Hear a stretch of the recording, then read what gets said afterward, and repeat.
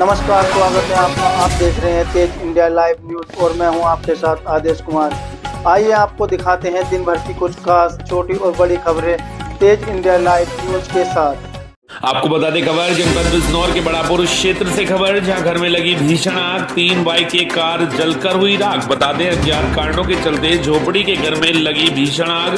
शादी समारोह में पहुंचे थे लोग, पास के ही घर में लगी आग देखते ही देखते आग ने विकराल रूप किया धारण। वहीं घर में आग लगने से गांव में मची अफरा तफरी। पास में ही रखा किसान का भूसा और अन्य सामान भी जलकर हुआ राख। कड़ी मशक्कत के बाद ग्रामीणों ने आग पर पाया काबू।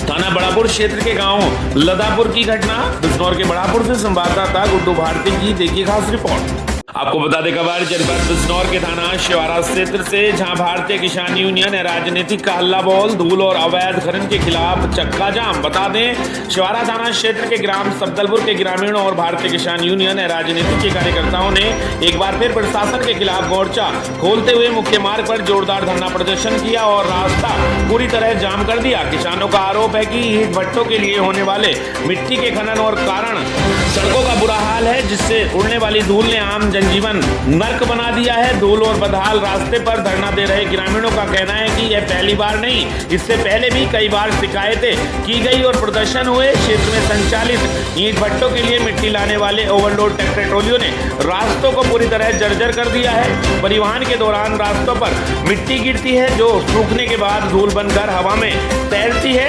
इससे राहगीरों को सांस लेने में दिक्कत हो रही है और आंखों की बीमारियां बढ़ रही हैं। सड़कों पर जमी मिट्टी की परत के कारण दोपहिया वाहन फिसल रहे हैं, जिससे आए दिन छोटी बड़ी दुर्घटनाएं हो रही हैं। हम कई बार ज्ञापन दे चुके हैं, लेकिन अधिकारियों ने सिर्फ आश्वासन दिया है। जब तक इन भट्टों के इन ट्रकों पर लगाम नहीं लगती और सड़कों की सफाई नहीं होती, हम यहाँ से नहीं हटेंगे। वहीं यूनियन के स्थानीय पदाधिकारी प्रशासनिक चुप्पी पर रोष। बता दें आपको किसानों ने चेतावनी दी है, यदि जल्द इस समस्या का स्थायी समाधान नहीं निकाला गया तो यह आंदोलन और भी उग्र रूप लेगा। वहीं जाम की वजह से सड़कों के दोनों ओर वाहनों की लंबी कतारें लग गई, जिससे राहगीरों को काफी दिक्कतों का सामना करना पड़ा। वहीं भट्टों पर जाने वाले रास्तों पर नियमित रूप से पानी का छिड़काव किया जाए ताकि धूल न उड़े। मिट्टी के अवैध और ओवरलोड खनन पर तत्काल रोक लगे। जर्जर हो चुकी सड़कों की मरम्मत का कार्य शुरू हो। वहीं किसान यूनियन के राजनीतिक कार्यकर्ताओं को थाना शिवारा प्रभारी ने आश्वासन दिया है, जल्द कार्रवाई की जाएगी। शिवारा थाना प्रभारी के कहने पर राजनीतिक कार्यकर्ताओं ने अपने धरने को समाप्त किया। शिवारा से संवाददाता मोहित कुमार की देखिए खास रिपोर्ट। थोड़ी देर चुप हो जाओ यार। आपका नाम है जी? विजयपाल सिंह। कौन से गांव रहते हैं आप? सब्दलपुर। क्या दिक्कत है? दिक्कत यही है, धूल हो रही, तमाम बच्चों को बड़ी दिक्कत पड़ रही है। मतलब धूल किस कारण से हो रही है? धूल ये भट्टे वालों ने कर रखी है। क्या भट्टे वाले क्या कर रहे हैं? मतलब भट्टे वाले जो इट्टी पसवा रहे, इट्टी मिट्टी ढो रहे हैं, तमाम धूल धूल हो रही देखो जो है। अच्छा, तो इसकी शिकायत कर दी आपने कहीं पहले? शिकायत पिछले साल कर दी हमने, जो है एसओ साहब आए थे जो है हमारे पास। अच्छा, लास्ट में बैठे थे, उन्होंने जो है कह दी थी भट्टे वालों कान भट्टे वालों कानों पर जूना रहेगी। अब तो क्या करें, हमें तो कुछ करना पड़ेगा। पहली घटना घट गई कोई? मैंने कई बार, एक बार मेरी पैंट भी फटी रखी, सारी गाड़ी गिर गई, मेरे पैर में चोट लगी, बड़ी बच्ची में चोट लगी थी। तो कोई यूनियन है आपकी, किसान यूनियन? भारतीय राजनीतिक, इनका हाथ टूट गया था। आपको बता दें खबर बिजनौर के धामपुर से, जहां धामपुर से एक ऐसा सनसनीखेज हत्याकांड सामने आया है जिसने पुलिस की कार्यशैली पर भी सवाल खड़े कर दिए हैं। बता दें करीब 1 महीने से ज्यादा समय बाद धामपुर पुलिस ने इसरार अहमद हत्याकांड का खुलासा करते हुए 3 आरोपियों को गिरफ्तार किया है, लेकिन अब मृतक परिवार की पीड़ा और नाराजगी भी सामने आ रही है। बताया जा रहा है कि 8 मार्च 2026 को इसरार अहमद के लापता होने की सूचना परिवार ने पुलिस को दी थी। परिजनों का कहना है कि वे लगातार थाना धामपुर और नूरपुर के चक्कर काटते रहे, लेकिन कार्रवाई की रफ्तार बेहद धीमी रही। और अब पुलिस ने खुलासा करते हुए बताया है कि आंसू उर्फ आकिब, शाहनवाज उर्फ सानू और जाबिर ने पैसों के लालच में इसरार अहमद की गला घोंटकर हत्या कर दी थी। इसके बाद सबको पेट्रोल डालकर जलाया गया और नहर किनारे झाड़ियों में फेंक दिया गया। आरोपियों की निशानदेही पर पुलिस ने मृतक का कंकाल, हत्या में प्रयुक्त रस्सी, जरी कैन, चप्पल, ब्रेसलेट और 2 मोबाइल फोन बरामद सकती है। लेकिन इस पूरे मामले में अब सबसे बड़ा सवाल यही उठ रहा है कि अगर गुमशुदगी के तुरंत बाद पुलिस ने तेजी से कार्रवाई की होती तो क्या इसरार अहमद को बचाया जा सकता था? क्या समय रहते सख्त कदम उठाए जाते तो परिवार को अपने सदस्य की सिर्फ हड्डियां नहीं बल्कि वह जिंदा मिल सकता था? ये सवाल अब क्षेत्र में चर्चा का विषय बने हुए हैं। हालांकि पुलिस ने तीनों आरोपियों को गिरफ्तार कर हत्याकांड का खुलासा कर दिया है, लेकिन 1 महीने से ज्यादा की देरी ने परिवार के दर्द को और गहरा दिया है। फिलहाल पुलिस विधि कार्रवाई में जुटी है। वहीं मृतक परिवार इंसाफ के साथ साथ यह भी पूछ रहा है कि अगर शुरुआत में तेजी दिखाई जाती तो क्या नतीजा कुछ और हो सकता था? बिजनौर के धामपुर से संवाददाता राकेश कुमार की देखिएगा। सर, धामपुर में एक खुलासा हुआ है, क्या कहना है सर? देखिए, थाना धामपुर को 8 मार्च 2026 को मोहम्मद अफसर ने एक सूचना दी जो नूरपुर थाने के रहने वाले हैं कि इनके छोटे भाई इसरार अहमद गायब हो गए हैं। इनके जो सूचना थी उसके उन्होंने गुमशुदगी दर्ज कर लिया था। जब गुमशुदगी की हम तहकीकात कर रहे थे तो इसी दौरान ऐसा प्रकाश में आया कि जो ये गुमशुदा व्यक्ति है इसरार, इसके साथ अनहोनी हो सकती है। इस पे एक व्यक्ति का नाम आया आशू सिद्दीकी का। लास्ट टाइम आशू सिद्दीकी के साथ ये देखा गया था। जब आशू सिद्दीकी को बुलाया गया और उससे पूछताछ की गई तो उसने 2 और अपने दोस्तों के नाम बताए जो संभवतः आपस में रिश्तेदार भी हैं, एक शाहनवाज और दूसरा जावेद। इन तीनों व्यक्तियों से जब पूछताछ की गई डिटेल में तो इन लोगों ने बताया कि जो ये इसरार है इसके पास कुछ पैसे थे और इनके मन में उसके पैसे को हड़पने की लालच आ गई। इन लोगों ने इसरार के गला दबाकर उसकी हत्या कर दी और साथ ही साथ उसके डेड बॉडी को एक अट्टिका कार में ले जाकर पोषक नहर जो नूरपुर थाना क्षेत्र में दौलतपुर चौकी क्षेत्र में है वहां इन्होंने डाल दिया। जब नहर के किनारे डेड बॉडी डालकर और एक पेट्रोल डालकर उसको डेड बॉडी को जलाने का प्रयास किया इन्होंने और वहां से चले गए। जब हम लोगों ने आगे की पूछताछ की थी इनकी निशानदेही पे उस डेड बॉडी जो कंकाल के रूप में परिवर्तित हो चुकी है वो मिल गई है। साथ ही साथ मौके से वो जरीकैन भी मिला है जिसमें ये पेट्रोल लेके गए थे, एक रस्सी भी मिला है। जिस गाड़ी का इन्होंने इस्तेमाल किया है वो गाड़ी अट्टिका भी हम लोगों ने रिकवर कर लिया है। साथ ही साथ मृतक के आवास से घर से एक जोड़ी ब्रेसलेट और उसका एक 2 मोबाइल सैमसंग के 2 मोबाइल मिल गए हैं। इस पूरे मामले में अब समुचित धाराओं में मुकदमे को तरमीम किया गया है। अब तीनों को रिमांड के लिए न्यायालय भेजा जा रहा है। बता उनका कहना है पीड़ित परिजन का कि पिछले काफी दिनों से ये लोग लापता था और वो थाने के चक्कर काट रहे थे। पुलिस ने जब से ध्यान भी नहीं दिया उसकी समस्या। नहीं, पुलिस ने ध्यान दिया तभी तो जैसे यही पता चला कि हाँ इसके साथ कुछ अनहोनी हो गई है तो उन्होंने आशू को पकड़ लिया। आशू की एक्टिविटी को हम लोग नजर रखे हुए थे कि क्या कर रहा है और हम जब हमारी पूरी टीम थाने की टीम सर्विलांस की टीम आशू के साथ साथ ट्रेस आउट कर रहे थे। जब हमें पूरी बात पुख्ता हो गई हाँ इसके साथ कुछ अनहोनी हो गई है तो हमने तत्काल जो है उस मुकदमे को तरमीम कर भी दिया और आगे की कार्रवाई भी की।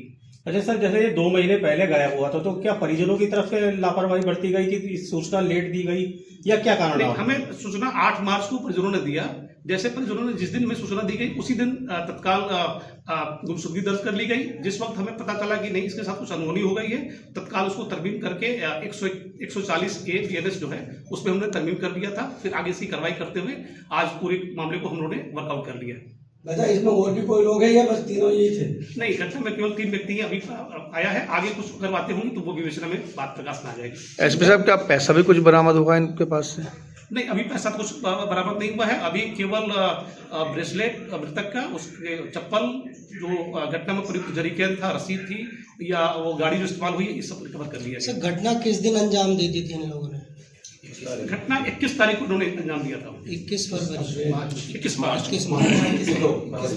21 फरवरी होगा ना। 8 मार्च की तो 8 मार्च को को बता दें खबर बिजनौर के नगीना से, जहां दहेज के लालची ससुरालियों ने अपनी बहू को उतारा मौत के घाट। बता दें मौत की खबर से मृतिका के परिजनों में मचा कोहराम, रो रो कर परिजनों का बुरा हाल। बता दें बड़ी खबर बिजनौर के नगीना थाना क्षेत्र से, जहां दहेज के लालची ससुरालियों ने अपनी बहू को मौत के घाट उतार दिया है। वहीं मौत की खबर से मृतिका के परिजनों में कोहराम मच गया और परिजनों का रो रो कर बुरा हाल है। बता दें मृतिका के परिजनों का आरोप लगातार ससुराल पक्ष के लोग मृतिका के साथ करते थे मारपीट व दहेज की मांग। बता दें सूचना पर मौके पर पहुंची पुलिस ने सबको कब्जे में लेकर पोस्टमार्टम के लिए जिला अस्पताल बिजनौर भिजवा दिया है और मामले की जांच पड़ताल में पुलिस जुटी हुई है। मामला थाना नगीना बिहार क्षेत्र के गांव अस्थापुर सैदबीर उर्फ बनोवाला का है। नगीना से संवाददाता राकेश कुमार की देखिए खास रिपोर्ट। अवगत कराना है, आज दिनांक 12/4/2026 समय 2 बजे सूचना प्राप्त हुई कि ग्राम बनोवाला थाना नगीना देहात में महिला की संदिग्ध परिस्थितियों में मृत्यु हो गई है। सूचना पर स्थानीय पुलिस मौके पर पहुंची तो पाया कि साजिदा उम्र लगभग 28 वर्ष पुत्री याकूब निवासी रामपुर बकली कोतवाली शहर का विवाह सरफराज निवासी बनोवाला के साथ प्रेम विवाह के रूप में 20/6/2019 को हुआ, जिसके 2 बच्चे हैं। निरीक्षण पर गर्दन के बाईं ओर हल्का नीला निशान तथा होठ के दाहिने तरफ हल्का कट का निशान पाया गया। मौके पर मृतका के सभी परिवारजन मौजूद थे। स्थानीय पुलिस द्वारा सबको कब्जे में लेकर मजिस्ट्रेट द्वारा पंचायतनामा भरवाकर मोर्चरी भेजा गया। आवश्यक विधिक कार्रवाई की जा रही है। आपको बता दें खबर उत्तर प्रदेश की जनपद सोनभद्र के दुधी से खबर, जहां टीसीडी ग्राउंड पर मेला प्रदर्शनी के आयोजनों को लेकर खिलाड़ियों ने जताया आक्रोश। बता दें स्थानीय टीसीडी ग्राउंड पर लगने वाले मेले व प्रदर्शनी को लेकर खिलाड़ियों ने विरोध करना शुरू कर दिया है। खेल मैदान पर मेले की आयोजन की जानकारी मिलते ही खिलाड़ियों में आक्रोश व्याप्त है। मेजर ध्यानचंद अकादमी के खिलाड़ियों सहित अन्य टहलने वाले लोगों का कहना है कि दुधी कस्बे में एकमात्र सुरक्षित मैदान है जहाँ क्रिकेट व फुटबॉल की प्रैक्टिस खिलाड़ी करते हैं, लेकिन अब 1 महीने के लिए मेले का आयोजन होने से खिलाड़ियों के प्रैक्टिस पर प्रभाव पड़ने की संभावना है। इसके अलावा महिलाओं बच्चियों को टहलने व खेलने के लिए सुरक्षित है स्थान यह ग्राउंड है, इसलिए खिलाड़ियों ने इस मैदान पर मेले के आयोजन रोकने की मांग उठाई है, क्योंकि खेलकूद सहित टहलने का एकमात्र सुरक्षित स्थान है। खिलाड़ियों सहित प्रबुद्धजनों एवं खेल मैदान में प्रतिदिन टहलने आने वाले लोगों ने जिलाधिकारी से मांग की है कि खेल मैदान में किसी भी प्रकार का मेले व प्रदर्शनी का आयोजन न किया जाए। सोनभद्र के दुधी से संवाददाता मनीष कुमार की देखिएगा। क्या नाम है आपका? मेरा नाम तारा है। कहाँ के रहने वाले हैं? मैं यही दूधी से रहने वाली हूँ। क्या समस्या है? समस्या ये है कि हम लोग यहाँ दूधी टाउन क्लब में मेजर ध्यानचंद स्पोर्ट्स अकेडमी में हम लोग फुटबॉल खेलते हैं। यहाँ हमारे यहाँ कुछ टाइम पहले तो काम हो रही थी, अभी फ़िलहाल में मेला लग रही है और स्टार्ट भी हो चुकी है, तो हम लोग को दिक्कत हो रही है कि हम लोग प्रैक्टिस कैसे करेंगे और सभी बच्चों को दिक्कत हो रही है। तो इसी पे अनुरोध करना चाह रही हूँ कि यहाँ मेला ना लगे और यहाँ योगा भी करते हैं रोज़ और क्रिकेट भी खेलते हैं यहाँ, और एक ही ग्राउंड है, तो हम लोग को सभी समस्या हो रही है। क्या नाम है आपका? पलक नाम है मेरा। कहाँ के रहने वाले हैं? मैं दूधी से रहने वाली हूँ। क्या समस्या है आप लोगों को? समस्या देखिए ये है कि हम सब प्लेयर्स हैं, फुटबॉल प्लेयर्स हैं, और हमारे ही जैसे ना जाने कितने बच्चे यहाँ एक दूधी टाउन क्लब में खेलने आते हैं, लेकिन यहाँ पे समस्या ये हो रही है कि यहाँ के जो मेन ओनर हैं दूधी के, वो यहाँ पे मेले का आयोजन कर रहे हैं यहाँ, और मेले का आयोजन सीधे 2 महीने तक होने वाला है। और ये दूधी में सिर्फ एकलौता ही ग्राउंड है जहाँ पे हम लोग खेलने आ सकते हैं। हम लड़के हैं, हम लोगों को बहुत परेशानी होती है कहीं दूर जाने से, और जो एक और फील्ड है वो बहुत दूर है, वो लड़कियों के लिए डेंजरस प्लेस है, तो हम लोग वहाँ नहीं जा सकते हैं। हमारे माता पिता यहाँ पे भेजते हैं, इसलिए हम लोग आते हैं। 2 महीने की सोचिए आप, यहाँ पे मेला लग जाएगा तो फिर हम लोग कहाँ खेलने जाएंगे। यहाँ पे बड़े से लेकर बुजुर्ग और छोटे छोटे बच्चे भी आते हैं टहलने के लिए। अब मेले की वजह से हम लोग नहीं तो खेल पा रहे, नहीं तो हम लोगों की प्रैक्टिस हो पा रही है। तो हम लोग यही चाहते हैं कि मेला यहाँ पर ना लग करके पिछले वाले जगह पे लगे, ताकि उन लोगों को भी कोई दिक्कत ना हो, हम लोग का भी खेल जारी रह सके। धन्यवाद। आपको बता दें खबर छत्तीसगढ़ के जिला बेमेतरा से, जहां जिला बेमेतरा के नवागढ़ विधानसभा क्षेत्र से एक बेहद चौंकाने वाला मामला सामने आया है, जहां विधायक प्रतिनिधि पारस वर्मा पर गंभीर आरोप लगाए गए हैं। ग्राम पंचायत संबलपुर में प्रिंस डेरे ने खुलासा करते हुए बताया कि पारस वर्मा द्वारा खुलेआम अवैध वसूली की जा रही थी। प्राप्त जानकारी के अनुसार सबलपुर चौकी के सामने मुंगेली जाने वाले हाईवे पर पारस वर्मा ने अपनी गाड़ी क्रमांक CG 25N 6326 को बीच से सड़क में खड़ा कर दिया, जिससे घंटों तक चक्का जाम की स्थिति बनी रही। इस दौरान आम जनता को भारी परेशानी का सामना करना पड़ा और यातायात पूरी तरह बाधित हो गया। हैरानी की बात यह रही कि सबलपुर चौकी प्रभारी को बार बार फोन करने के बावजूद भी न तो जाम हटवाया गया और न ही किसी प्रकार की कार्रवाई की गई। इससे प्रशासन की कार्यप्रणाली पर भी सवाल खड़े हो रहे हैं। इस गंभीर मामले को लेकर प्रिंस डेरे अपने साथियों के साथ स्वयं सबलपुर चौकी पहुंचे और लिखित शिकायत दर्ज कराई है, लेकिन अब तक कोई ठोस कदम नहीं उठाया गया। प्रिंस डेरे ने यह भी आरोप लगाया है कि पारस वर्मा का यह पहला मामला नहीं, इससे पहले भी वह एक स्कूल शिक्षक के साथ मारपीट जैसी घटना को अंजाम दे चुके हैं। वहीं प्रिंस डेरे और उनके साथियों ने स्पष्ट चेतावनी दी है कि यदि 4 दिनों के भीतर प्रशासन द्वारा उचित कार्रवाई नहीं की गई तो वे अपने समर्थकों एवं कांग्रेस कार्यकर्ताओं के साथ मिलकर सबलपुर चौकी का घेराव करेंगे, जिसकी पूरी जिम्मेदारी शासन प्रशासन की होगी। वहीं यह मामला क्षेत्र में चर्चा का विषय बन चुका है और आम जनता प्रशासन से तत्काल न्याय की मांग कर रही है।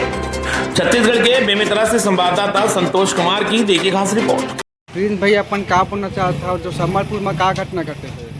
संबलपुर में घटना तो बहुत बड़े बड़े घटे हैं भाई, लेकिन अब का है सहन शक्ति से ज़्यादा घट चुके हैं। पिछले समय में पिछले साल में यही जो अभी वर्तमान में दयाल दास जी के खास बोले जाए एक विधायक प्रतिनिधि के इतना बड़े पद में है नवगढ़ विधानसभा के, ओखर से इतना आदमी रुष्ट है। एक तो सबसे पहले वो शिक्षक ला मारे रही से स्कूल में घुस के, ओखर बाद कल परसों के रात के बात है करीब 6 बजे से रात के 9 बजे तक के बीच रोड में गाड़ी लगाई रही से, जेकर से एम्बुलेंस से लेके 2 से 4 किलोमीटर तक के ना पूरा ट्रैफिक हो गई इस भाई। और मगर पुलिस प्रशासन एकदम सोए हुए हैं, ओखर प्रति कोई कार्रवाई न कुछ न कहीं करत है। ओखर बाद हम ये स्थिति तक आने लग गए है कि हम भीड़ इकट्ठा करके हम चौकी जाए लगत है, ऊपर कान में डाले लगत है, प्रभारी मन के एसपी मन बताए लगत है कि ये सब चीज़ें चलत हुए आपके क्षेत्र में, लोकल बगल में इतना बड़े विवाद हुए हुए जेकर कोई सीमा नहीं है। आदमी मन इतना प्रताड़ित हो गए है दयाल दास से और विधायक प्रतिनिधि से कि आज रोड माइल लगत है। विधायक प्रतिनिधि का नाम क्या है?